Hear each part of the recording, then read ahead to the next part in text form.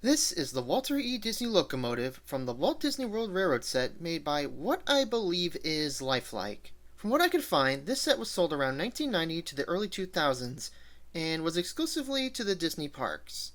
That is not all I have, however, as to go with the set, I also have the Main Street Station kit, which was also sold around that same time. I got these two in a lot on eBay that also had the Grand Floridian monorail station and some monorail appeals and extra track. However, those will not be the focus of this video.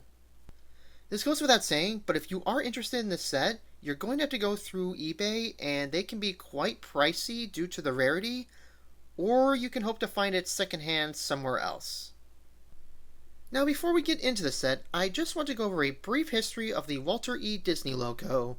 Now, the Walter Loco started its life at the Baldwin Locomotive Works in May of 1925. She was built for the United Railways of Yucatan in Mexico. She was given the number 72, and her career on the railroad was quite uneventful, just hauling passenger and freight trains. Now, when she, along with other steam locos, were withdrawn from service around the 1960s, it ended up in the railroad boneyard located in Merida, Yucatan. In 1969, Roger E. Brogy would find the locomotive and four others and purchase them for use on the Walt Disney World Railroad. Once in the States, she, along with three other locos, would be moved to the Tampa Ship Repair and Dry Dock Company to receive an overhaul to appear as an 1880s locomotive. For the restoration, she would be given a smaller boiler, diamond stack, square headlamp, replica builder's plates, and a firebox converted to burn ultra-low sulfur diesel fuel. She did, however, keep her original frame, domes, bell, wheels, and side rods. She would also receive a new tender, using her original trucks. To this day, she still runs around the Magic Kingdom hauling passengers almost on a daily basis all year long. Also, as a side note, when I was doing research for this, I found out Main Street Station is based off Saratoga Springs' old Victorian-style station, and the resemblance is striking. Now, as for the packaging of these two items is what I would describe as peak Disney. For the train set, it is colored in a blue box with a fancy yellow design surrounding the box, with little Mickeys woven in. At the top of the box, we have the Disney Parks Authentic logo and the Disney World Railroad logo. In the center, we have windows showing the Loco and passenger cars, and in the back, we have a picture of the Roger E. Brogy locomotive and the WDW Railroad logo. On the sides of the box, we just have a brief history of Walt's love for trains, and the top of the box has the same graphics, but has a fireworks background. As for the bottom of the box, it is just blue, but does have the original price sticker. Now, this set is new in the box, and to open it, just peel off the cardboard flaps.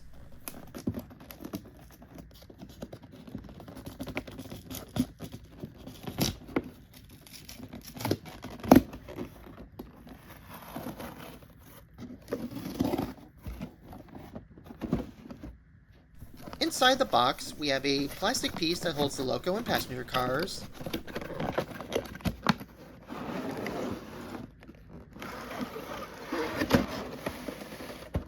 We also have a cardboard box that just holds the controller. And underneath, we have a piece of cardboard that covers up the track. The track is Lifelike steel alloy snap track, and in total we have 12 curves, with one being the terminal, and 2 straights. There are also add-on track packs that came with this lot, but I don't feel like opening them. The locomotive and passenger cars can be easily taken out as they are just wrapped in plastic sheets.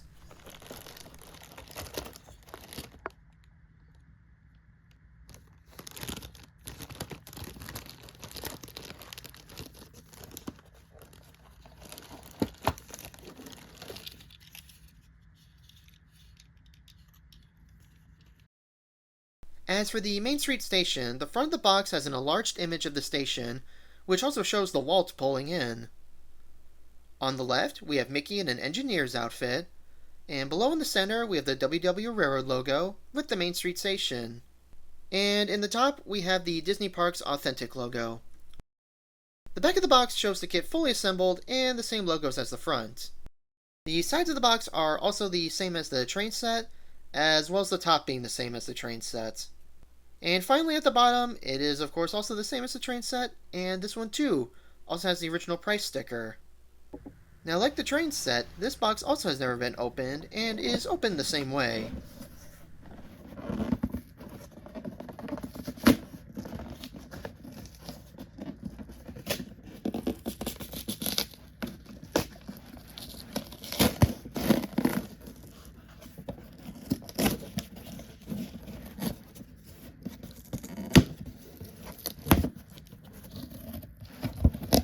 And the inside cardboard just slides out with all the pieces stored in plastic bags.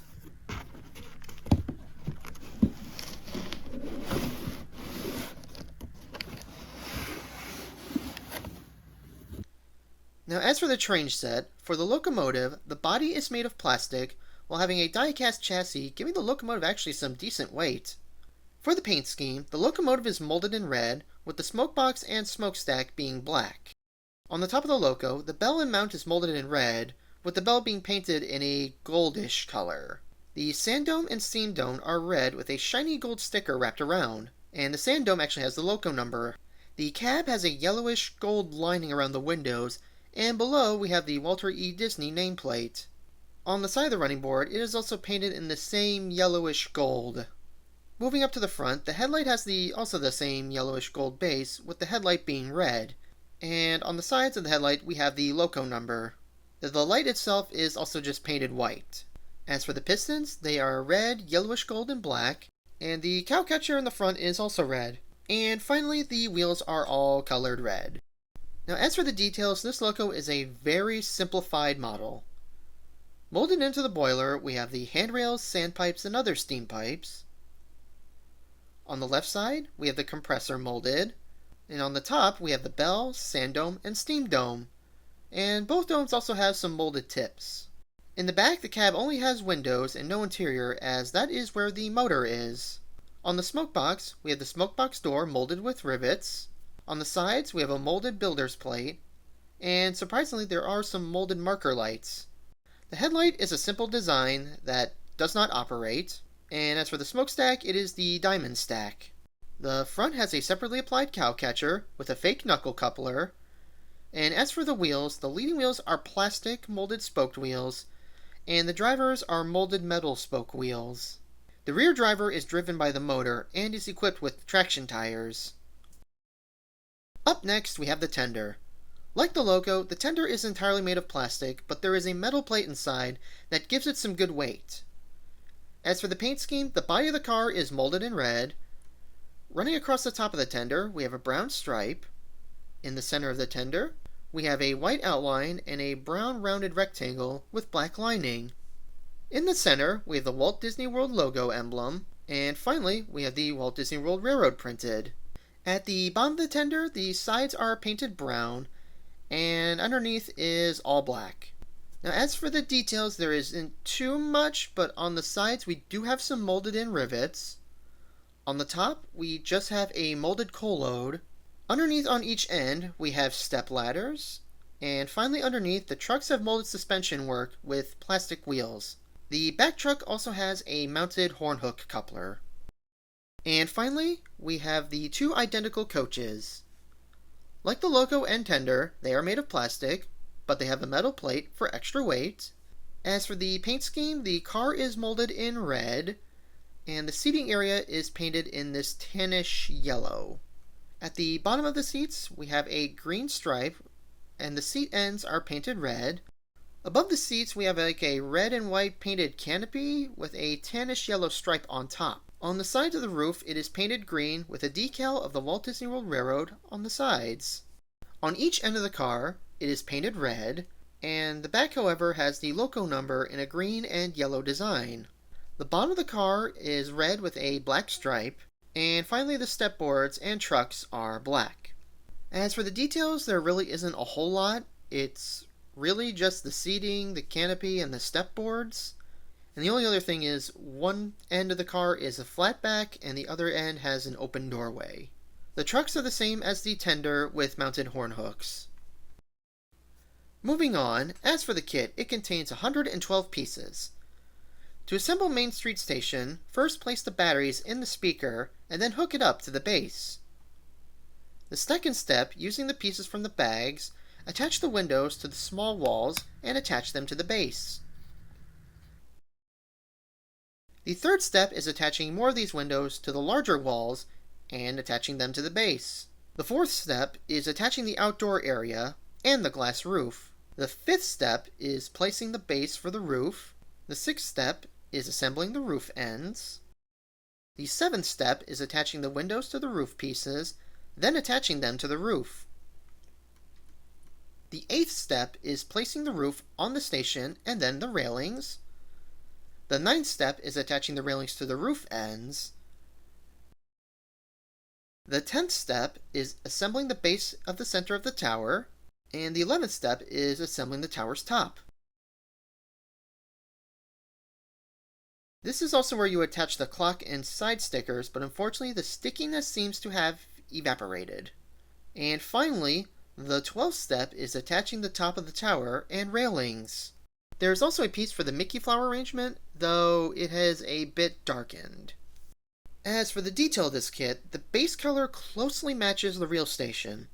The bricks are molded in a reddish brown, and the side bricks are gray. The windows, though they should be doors, are dark green with gray stonework on top.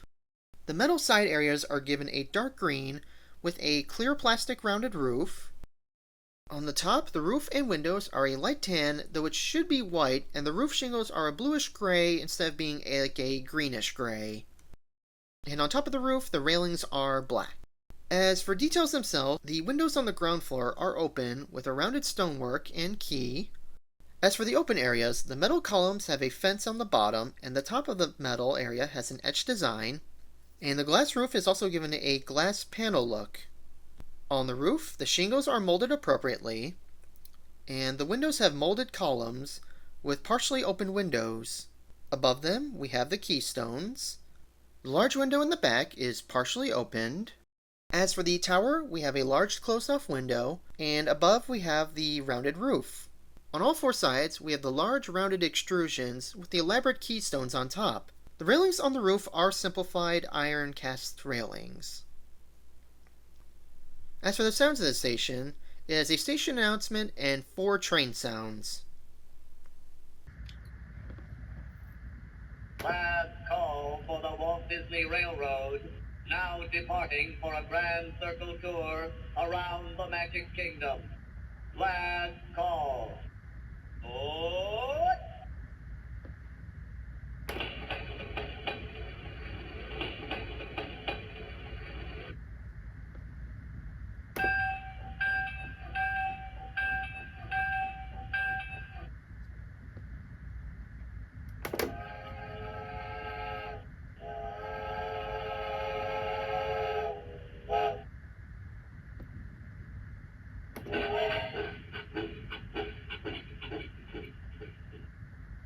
Now, one last thing before getting into the running session, I want to point out that while both the train set and the station claim to be HO scale, the locomotive is a bit too big as it is a narrow gauge loco, and as for the train station, it is to scale to HO track, but it is more closer to O scale as the WDW Railroad is narrow gauge. Now, as for this running session, we will be using both the station and the simple loop of track. Last call for the Walt Disney Railroad. Now departing for a grand circle tour around the Magic Kingdom. Last call. What?